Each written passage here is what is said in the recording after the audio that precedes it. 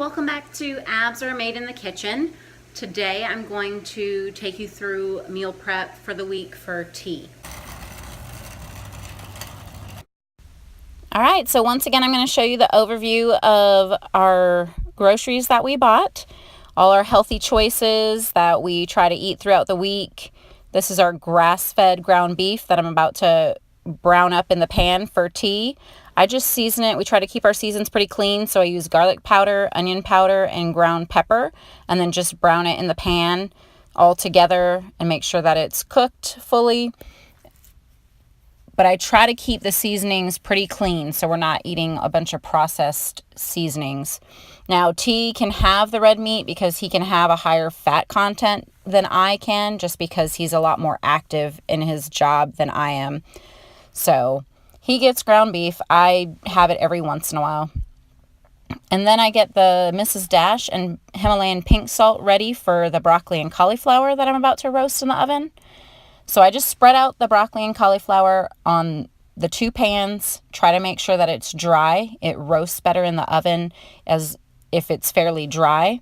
And then you can just season it and just sprinkle the seasoning over it. The broccoli and cauliflower tastes so good when it first comes out of the oven because it's nice and crispy. After a couple of days, it's not quite as crispy in the fridge and you reheat it, but it is what it is. When you're trying to eat healthy, prepping is the biggest part of it. So then I just sprinkle it, like I said, with the seasoning, and then you just roast it in the oven. I do 450 degrees for about 25 to 40 minutes. And then these are the sweet potatoes that T gets. And he also eats kale. He chooses to eat kale along, sometimes his option is kale over the broccoli and cauliflower. And then, of course, he always has his hard-boiled eggs.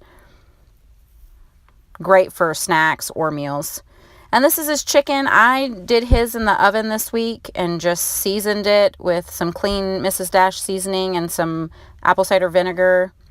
Put it in the oven, and then getting ready for his tuna. Once again, make sure that you choose the tuna. It doesn't have to be bumblebee, but just make sure it's in water.